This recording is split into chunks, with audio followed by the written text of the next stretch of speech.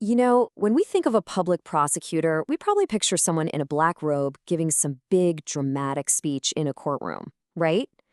But what if I told you that their most important, most high-stakes work happens way before they ever get near a judge? Okay, let's dive into this. We're going to pull back the curtain on what a prosecutor's life is really like using some amazing insights from a veteran Dutch public prosecutor, Wouter Bos. Because as you're about to see, the job is so much more than what we see on TV. So, first things first. A prosecutor isn't some lone wolf. Nope. They're part of a massive organization, which in the Netherlands is called the OM, or the Public Ministry. And it is a huge operation. Just to give you a sense of the scale here, the Amsterdam office alone has about 500 people working there. I mean, it's a total beehive of activity, running the whole criminal justice system for one of the biggest cities in Europe. And get this, out of those 500 staff members, only about 80 are actually the prosecutors in robes. The rest, the other 420 people, are this huge support team. That includes these super skilled paralegals they call parketsecretarissen, and they are really the backbone of the whole thing, managing this unbelievable flow of cases. Wouter Bos himself has this special senior role. He's a Rechercheofficier, which translates to investigative prosecutor. You can think of him as the chief of content. He's the one who makes the final call on the really sensitive, really powerful investigative tools.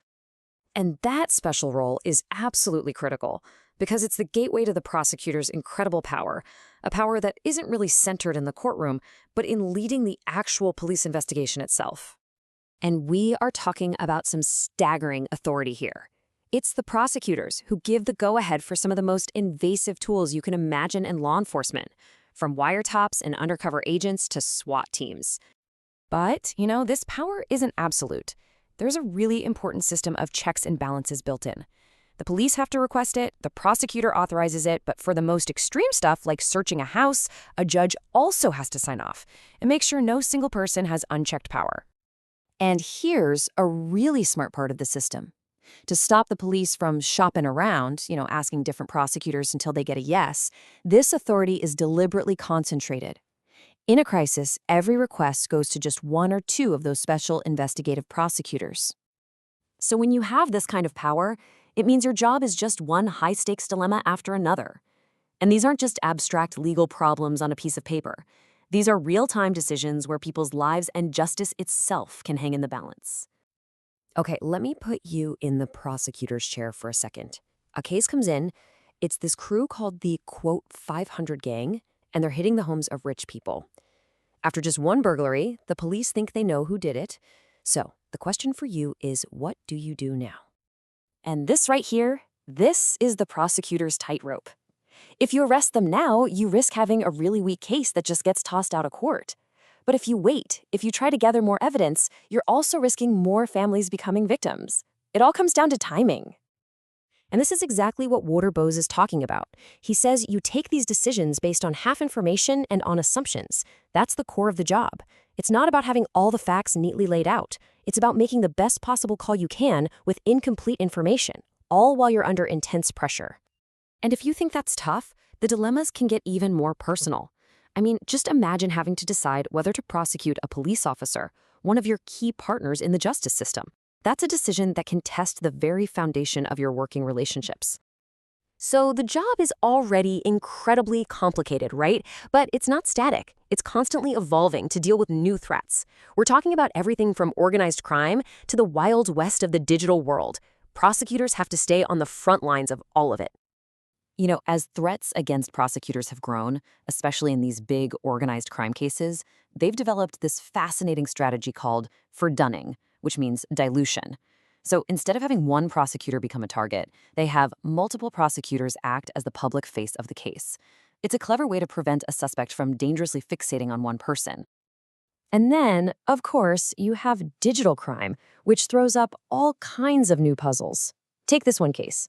Investigators found a bulletproof web hoster that was using 127 servers almost exclusively for criminal stuff like ransomware. So here's the dilemma. How do you pull the plug on all that without accidentally hurting any innocent clients who might be on those same servers? Well, their strategy was brilliant, actually. It was surgical. They didn't just go in and smash everything. First, they took a small sample, 10 servers, and confirmed that, yep, it was pretty much all criminal. Only then did they shut it all down. And they even left a lifeline, posting a notice with a police number for any innocent users to call. Spoiler alert, that phone never rang. All right, so for our final point, we have to talk about something even bigger. Because a prosecutor's job goes way beyond just applying the law. They're often right at the center of huge societal debates, reflecting and sometimes even shaping what we as a society see as justice. And a really powerful, really current example of this is the debate around femicide, the murder of women, which so often happens at the hands of a partner or an ex-partner. The big question is, should the law treat these murders differently? Because when you look at the law as it stands, there's this weird, well, inconsistency. If the violence is an assault, the fact that it's from a partner legally makes the crime more serious. But if that exact same violence leads to murder, the partner relationship isn't explicitly listed as something that makes it worse. So changing the law wouldn't just be about tweaking a legal code. It would be about sending a powerful signal.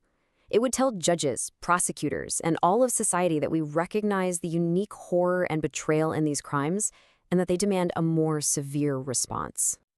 You know, this whole debate was just perfectly captured in one image from a recent protest. A father was holding up a sign he'd written on a pizza box, and it said, "My cooking is a family drama. Murdering women is just murdering women." And that just cuts right through all the legal jargon, doesn't it? It's a reminder that the secret life of a prosecutor isn't just about wiretaps and tough calls. It's about navigating these incredibly complex human realities and helping to decide not just what the law is, but what we as a society really want it to be.